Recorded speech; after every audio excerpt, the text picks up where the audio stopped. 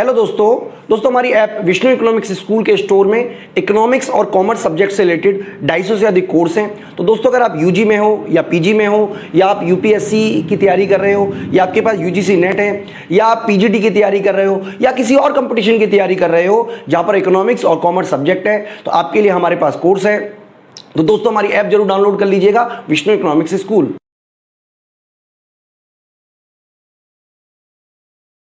Hello everyone, welcome to today's session. I am Kajol and in this video we are going to discuss adjudication and offences. So let's get started. तो अब इसके पहले वाले videos में हमने penalties and compensation discuss कर लिया था और अब इसका एडजुडिकेशन वाला पार्ट जो है वो हमें डिस्कस करना है। तो अब यहाँ पे हम एडजुडिकेशन से स्टार्ट करेंगे, उसके बाद हम ऑफेंसेस डिस्कस करेंगे। अपॉइंटमेंट ऑफ एडजुडिकेटिंग ऑफिसर है यहाँ पर एओ का मतलब कि हम कैसे एडजुडिकेशन ऑफिसर को यहाँ पे अपॉइंट करते हैं। For the purpose of adjudging whether any person has committed a contravention of any of the provisions of IT Act 2000 or any rules and regulations which renders him liable to pay penalty or compensation, the central government shall appoint any officer not below the rank of director to Government of India to be an adjudicating officer. तो अब यहाँ पे जो एक person है उसको इस purpose के लिए अपॉइंट किया जाता है एडजुडिकेटिंग ऑफिसर को, ताकि वो अपनी जजमेंट दे पाए किसी भी डिस्प्यूटेड मैटर के ऊपर जो भी IT Act 2000 की वायलेशन से हुए हैं। जो भी यहाँ पर IT Act 2000 के प्रोविजंस हैं, रूल्स एंड रेगुलेशंस हैं, अगर कोई पर्सन उनको वायलेट करता है और इससे कोई डिस्प्यूट अराइज होता है तो उस पर अपनी जजमेंट यहाँ पर एडजुडिकेटिंग ऑफिसर देता है। एडजुडिकेटिंग ऑफिसर ही उस डिस्प्यूट को रिजॉल्व करता है। तो अब इस केस में यहाँ पर जब IT Act 2000 के कोई भी रूल्स एंड रेगुलेशन जो हैं वो वायलेट होते हैं, तो अब इस केस में यहाँ पर जो एडजुडिकेटिंग ऑफिसर है वो अपॉइंट किया जाता है, सेंट्रल गवर्नमेंट उसको अपॉइंट करती है। और वो जो पर्सन है वो किस रैंक का होना चाहिए, वो यहाँ पर गवर्नमेंट ऑफ इंडिया में डायरेक्टर होना चाहिए। तो उस रैंक से नीचे का कोई भी पर्सन जो है वो एडजुडिकेटिंग ऑफिसर जो है वो नहीं बन पाएगा। तो अब यहाँ पे है फॉर होल्डिंग इंक्वायरी। अब यहाँ पे वो जो एडजुडिकेटिंग ऑफिसर है वो यहाँ पर इंक्वायरी होल्ड करेगा, वहाँ पे वो इंक्वायर करेगा उस डिस्प्यूटेड मैटर को जो भी IT Act 2000 के वायलेशन से अराइज हुआ है डिस्प्यूट। तो अब यहाँ पे है कि in the manner prescribed by central government. अब जो भी इंक्वायरी होगी वो उसी मैनर में होगी जो मैनर यहाँ पे सेंट्रल गवर्नमेंट ने प्रिस्क्राइब किया है।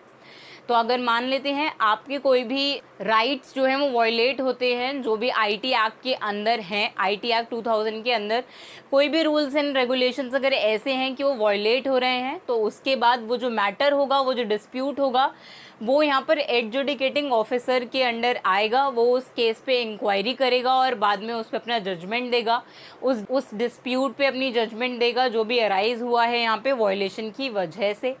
और अब वो ऑफिसर जो है वो यहाँ पर ये इंश्योर करेगा कि जो भी पर्सन लायबल है पे करने के लिए पेनल्टी या फिर कोई कंपनसेशन, तो वो उसको परफॉर्म करे, उस लायबिलिटी को परफॉर्म करे कि वो लायबल है कुछ पेनल्टी पे करने के लिए या फिर कंपनसेशन प्रोवाइड करने के लिए अफेक्टेड पार्टी को।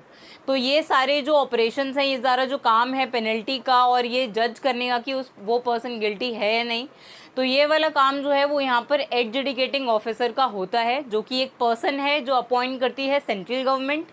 और ये पर्सन जो है वो डायरेक्टर से नीचे की रैंक का नहीं होता, जो कि गवर्नमेंट ऑफ इंडिया का ही होना चाहिए। तो अब यहाँ पे है the adjudicating officer so appointed shall exercise jurisdiction to adjudicate matters in which the claim for injury or damage doesn't exceed ₹5 crore. तो अब यहाँ पे एडजुडिकेटिंग ऑफिसर जो है वो उन्हीं मैटर्स को डील करेगा, उन्हीं मैटर्स को इंक्वायर करेगा अगर उसमें कोई इंजरी या जो डैमेज है वो 5 करोड़ से एक्सीड नहीं करता है। ₹5 करोड़ जो है उससे ज़्यादा बड़ा डैमेज नहीं है अगर उस केस में, तो वही केसेस यहाँ पे एडजुडिकेटिंग ऑफिसर के अंडर आएंगे। वो जो AO है वो उसको इंक्वायर करेगा उन्हीं केसेस को जो 5 करोड़ से कम के हैं, जिनमें डैमेजेस जो हुए हैं अफेक्टेड पार्टी को या जो भी इंजरी है वो 5 करोड़ से कम की है। और अगर 5 करोड़ से ज़्यादा एक्सीड करता है अमाउंट, तो फिर वो उस कॉम्पिटेंट कोर्ट में वो केस जो है वो हो जाएगा, उस कोर्ट के अंदर जिसके भी जुरिस्डिक्शन में वो फॉल करता है, तो वही कोर्ट जो है वो उस 5 करोड़ से ऊपर वाले केस को जज करेगा, उसको इंक्वायर करेगा। तो अब यहाँ पे पावर्स क्या क्या होते हैं एडजुडिकेटिंग ऑफिसर के पास। All proceedings before it shall be deemed to be judicial proceedings under section 193 and 228 of IPC 1860। तो अब यहाँ पे जो पावर्स हैं एडजुडिकेशन ऑफिसर के पास, वो किन से डील करेगा, वो जो सारी प्रोसीडिंग्स होंगी before it shall be deemed to be judicial proceedings, जो भी अंडर सेक्शन 193 और 228 में आई हैं उनको, जो कि IPC एक्ट 1860 के अंदर होंगी, इंडियन पीनल कोड 1860 के अंदर हैं, और shall be deemed to be civil code for the purpose under section 345 and 346 of Civil Procedure Code 1908। तो यही दोनों पावर्स हैं जो यहाँ पर एडजुडिकेटिंग ऑफिसर को मिलेंगी। और अब यहाँ पे factors to be taken into account by adjudicating officer section 47 में है ये सारे फैक्टर्स, जो एक AO को ध्यान में रखने पड़ते हैं जब वो कोई भी इंक्वायरी कर रहा होगा, कुछ भी इन्वेस्टिगेट कर रहा होगा। फर्स्ट है यहाँ पर the amount of gain of unfair advantage wherever quantifiable made as a result of default. तो अब अगर किसी भी पर्सन ने कुछ अनफेयर एडवांटेज लेके, किसी भी पर्सन का, किसी भी अफेक्टेड पार्टी का कोई भी अनफेयर एडवांटेज उसने लिया है और उससे उसने कुछ अमाउंट जो है वो गेन किया है, तो अब यहाँ पे ये इम्पॉर्टेंट है कि वो जो अमाउंट है वो क्वान्टिफिएबल होना चाहिए। वो अमाउंट जो उसे मिला है अनफेयर एडवांटेज लेकर किसी भी अफेक्टेड पार्टी का, वो सी डिफ़ॉल्ट के अगेंस्ट ही उसको मिलना चाहिए। तो ये इंश्योर करेगा यहाँ पर एडजुडिकेटिंग ऑफिसर कि वो ये देखे केस में, जो भी डिस्प्यूटेड केस है उसके अंदर जो डिफ़ॉल्ट है वो हुआ है और वहाँ पर अनफेयर एडवांटेज जो है वो किसी एक पार्टी को मिला है किसी दूसरी पार्टी के अगेंस्ट। तो अब यहाँ पे सेकेंड पॉइंट है the amount of loss caused to any person as a result of the default. अब डिफ़ॉल्ट की वजह से किसी भी एक पर्सन को, किसी भी अफेक्टेड पार्टी को कुछ अमाउंट जो है उसका लॉस हुआ है, ये भी इंश्योर करना पड़ेगा, ये भी इन्वेस्टिगेट करना पड़ेगा उस केस में। नेक्स्ट है the repetitive nature of the default. अब यहाँ पर जो एडजुडिकेटिंग ऑफिसर है उसको ये भी देखना पड़ेगा कि अब वो जो डिफ़ॉल्ट है, जो भी डिस्प्यूटेड केस है उसके अंदर जो डिफ़ॉल्ट हुआ है उसमें क्या वो डिफ़ॉल्ट जो है वो रेपिटेटिव नेचर का है या नहीं।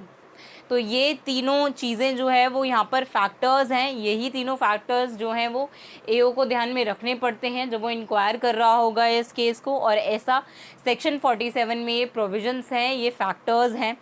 और अब यहाँ पे ये जो फैक्टर्स हैं ये प्रोवाइड करता है साइबर एपिलेट ट्रिब्यूनल कि यहाँ पर AO को ये सारे फैक्टर्स जो हैं वो ध्यान में रखने पड़ेंगे जब भी वो इन्वेस्टिगेट कर रहा होगा तब। तो ये थी एडजुडिकेशन कि अगर कोई भी यहाँ पर डिफ़ॉल्ट होता है, कोई पर्सन यहाँ पे किसी दूसरे पर्सन पे अनफेयर एडवांटेज लेता है, साइबर क्राइम अगर कोई होता है, तो उस केस में कैसे एडजुडिकेशन होगा फिर उस डिस्प्यूटेड केस का। तो अब हम डिस्कस करेंगे कि ऑफेंसेस क्या क्या होते हैं। तो अब यहाँ पे जो ऑफेंसेस हैं वो सेक्शन 65 टू 76 में है IT एक्ट 2000 के अंदर।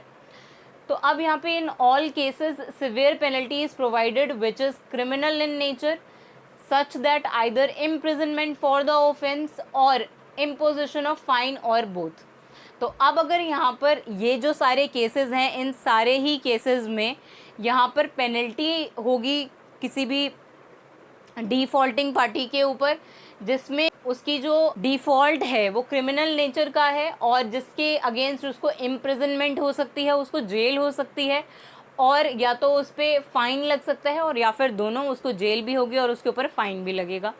तो अब हम ये सारे केसेस डिस्कस करेंगे कि जिनके अंदर कोई भी डिफ़ॉल्टिंग पार्टी जो है उसको इम्प्रिजनमेंट हो सकती है या उसको फ़ाइन पे करना पड़ सकता है।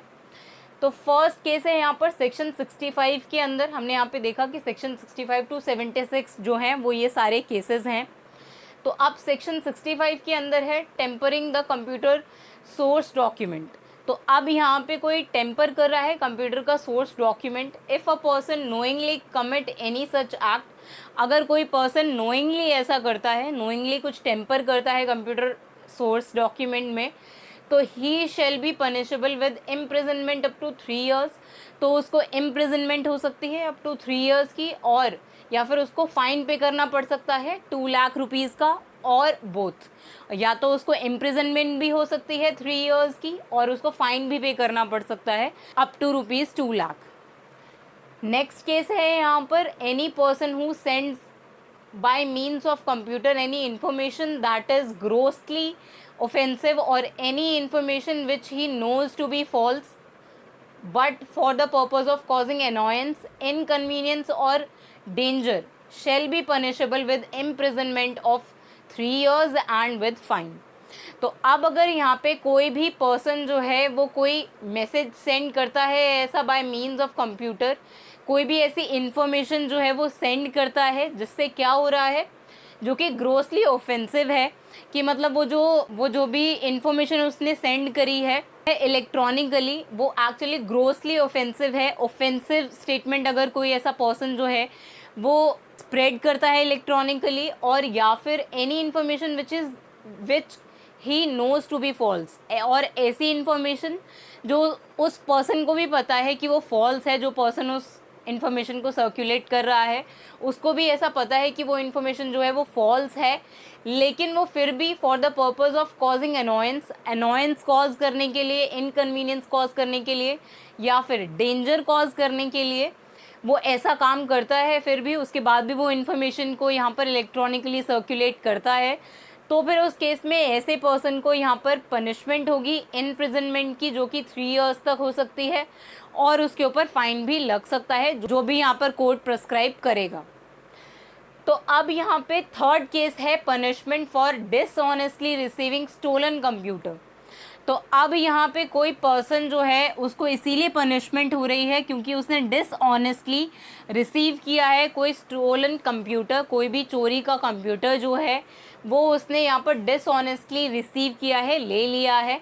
तो उसके बाद अगर कोई पर्सन ऐसा करता है तो उसको इम्प्रिजनमेंट हो सकती है of either description for a term which may extend to 3 years plus ₹1 lakh. तो अब यहाँ पे ऐसे पर्सन को description for a term which may extend to 3 years, तो जो भी टर्म यहाँ पर, जो भी इम्प्रिजनमेंट की टर्म यहाँ पर कोर्ट प्रिस्क्राइब करेगा तो उसको उस टर्म तक के लिए यहाँ पर इम्प्रिजनमेंट हो सकती है, और या फिर 3 ईयर्स तक के लिए भी हो सकती है। जो वो इम्प्रिजनमेंट का टर्म है वो 3 ईयर्स तक भी एक्सटेंड हो सकता है, प्लस यहाँ पर 1 लाख रुपीज़ तक का फ़ाइन जो है वो उस पर्सन को पे करना पड़ सकता है जिसने भी यहाँ पर स्टोलन कंप्यूटर रिसीव किया है डिसऑनेस्टली। नेक्स्ट है यहाँ पे पनिशमेंट फॉर आइडेंटिटी थेफ्ट। तो अब यहाँ पे कोई पर्सन जो है वो इलेक्ट्रॉनिकली कुछ इन्फॉर्मेशन, कुछ यूनिक आइडेंटिटी जो है किसी पर्टिकुलर पर्सन की, जो किसी एक पर्टिकुलर इंडिविजुअल से बिलोंग करती है, जो कि यूनिक आइडेंटिटी होती है हर एक पर्सन के लिए, कोई पासवर्ड हो सकता है ये, या फिर कोई पर्सनल इन्फॉर्मेशन हो सकती है। तो अगर कोई पर्सन ऐसा करता है कि वो किसी पर्सन की पर्सनल आइडेंटिटी को चोरी कर लेता है, आइडेंटिटी थेफ्ट हो जाता है, वहाँ पर इलेक्ट्रॉनिकली बात हो रही है यहाँ पर, तो इस केस में भी यहाँ पर पनिशमेंट होगी whoever dishonestly uses electronic signature. कोई पर्सन जो है यहाँ पर वो डिसऑनेस्टली यूज़ कर रहा है किसी और पर्सन के इलेक्ट्रॉनिक सिग्नेचर, या फिर पासवर्ड यूज़ कर लेता है वो, और या फिर ऐसी ही यूनिक चीज़ें जो एक पर्सन की यूनिक होती हैं और उनका डुप्लीकेशन नहीं हो सकता। तो अगर कोई पर्सन ऐसा करता है कि वो यूज़ कर रहा है ई सिग्नेचर या फिर पासवर्ड किसी एक पर्सन का, तो ऐसे पर्सन को पनिशमेंट हो सकती है इम्प्रिजनमेंट फॉर 3 ईयर्स हो सकता है, उसको 3 साल के लिए जेल हो सकती है, and a fine of ₹1 lakh, और उसके ऊपर फाइन हो सकता है 1 लाख रुपीज़ तक का। फिफ्थ है यहाँ पर, फिफ्थ केस है punishment for cheating by personation by using computer. तो इस केस में भी यहाँ पर 3 ईयर्स की इम्प्रिजनमेंट हो सकती है प्लस 1 लाख रुपीज़ तक का फाइन हो सकता है। नेक्स्ट है वॉयलेशन ऑफ प्रिवेसी। अगर ऑनलाइन कोई भी प्रिवेसी जो है वो वॉयलेट होती है किसी भी इंडिविजुअल की, तो फिर उस केस में यहाँ पर 3 ईयर्स तक का इम्प्रिजनमेंट हो सकता है उस पर्सन को जिसने भी किसी की प्रिवेसी वॉयलेट करी है उस पर्सन को, और उसके ऊपर 2 लाख रुपीज़ तक का फाइन भी हो सकता है। नेक्स्ट है पनिशमेंट फॉर साइबर टेररिज्म। तो अब whoever intend to threaten the integrity, unity, security और सोवरेनिटी ऑफ इंडिया। तो अगर कोई भी पर्सन अगर थ्रेट करता है यूनिटी को, इंटेग्रिटी को, सिक्योरिटी को और सोवरेनिटी को इंडिया की, तो और to strike terror in people, और अगर वो दहशत फैलाना चाहता है लोगों के बीच में, तो अब यहाँ पर shell be punishable with life imprisonment. तो ऐसे पर्सन को, जो भी ऐसी टेररिज्म वाली चीज़ें फैला रहा है, तो ऐसे पर्सन को यहाँ पर लाइफ इम्प्रिजनमेंट जो है वो हो सकता है। और अब यहाँ पर ये पॉइंट जो है वो इम्पॉर्टेंट था, तो इसी की एडिशनल इन्फॉर्मेशन हम देखते हैं। Power of government to issue necessary direction for cyber security. तो अब ये जो हम साइबर टेररिज्म की बात कर रहे हैं, ये मैटर भी साइबर सिक्योरिटी के अंदर ही आता है यहाँ पर, जो कि सेक्शन 69, 69A एंड 69B को कवर करता है, जो कि IT एक्ट 2000 के अंदर हैं। तो अब यहाँ पे साइबर सिक्योरिटी के लिए यहाँ पर जो गवर्नमेंट है उसके पास ये पावर है कि उसके लिए वो इशू कर सकता है necessary directions for cyber security. IT amendment act 2008 empowers government to issue direction for interception और मॉनिटरिंग और डिक्रिप्शन ऑफ एनी इंफॉर्मेशन। तो अब यहाँ पे IT अमेंडमेंट एक्ट जो है वो एम्पावर करता है गवर्नमेंट को टू इशू डायरेक्शंस, कि गवर्नमेंट जो है वो अपनी डायरेक्शंस इशू कर सकती है किस रिस्पेक्ट में, फॉर इंटरसेप्शन और मॉनिटरिंग और डिक्रिप्शन ऑफ एनी इन्फॉर्मेशन। वो मॉनिटर कर सकती है किसी भी इंफॉर्मेशन को थ्रू एनी कंप्यूटर रिसोर्स, किसी भी कंप्यूटर रिसोर्स से। तो ऐसा यहाँ पर IT अमेंडमेंट एक्ट 2008 जो है वो एम्पावर करता है गवर्नमेंट को। और यहाँ पर जो IT एक्ट 2000 है वो यहाँ पर पावर देता है गवर्नमेंट को कि वो नेसेसरी डायरेक्शंस जो है वो इशू कर सकती है फॉर साइबर सिक्योरिटी, जो कि सेक्शन 69, 69A एंड 69B के अंदर कवर होते हैं। तो अब यहाँ पर है grant power to government to issue direction for blocking public access to any information and authorize to monitor traffic data. तो अब यहाँ पे ये जो एक्ट है, ये जो अमेंडमेंट एक्ट है 2008 का, वो ग्रांट करता है पावर टू गवर्नमेंट। गवर्नमेंट को ये पावर ग्रांट करता है कि वो इशू कर सकती है डायरेक्शंस कि वो पब्लिक एक्सेस जो है वो किसी भी इंफॉर्मेशन से ब्लॉक कर रही है, कि पब्लिक अब उस इंफॉर्मेशन को एक्सेस नहीं कर पाएगी ऑनलाइन जो अवेलेबल है। और यहाँ पर उसको ऑथराइज़ करती है कि वो मॉनिटर कर सकता है ट्रैफिक डेटा को भी। तो इसीलिए यहाँ पर ये जो एक्ट्स हैं ये गवर्नमेंट को, सेंट्रल गवर्नमेंट या स्टेट गवर्नमेंट जो जिसके भी रिस्पेक्ट में, वो ये पावर देता है गवर्नमेंट को कि वो डायरेक्शंस इशू कर सकती है साइबर सिक्योरिटी के लिए। जो भी नेसेसरी सिक्योरिटी मेजर्स हैं या डायरेक्शंस इशू करना है तो वो गवर्नमेंट ऐसा कर सकती है। तो आई होप आपको ये ऑफेंसेस और यहाँ पर एडजुडिकेशन का जो प्रोविज़न है वो समझ में आया होगा। So that's it for this video. Thank you.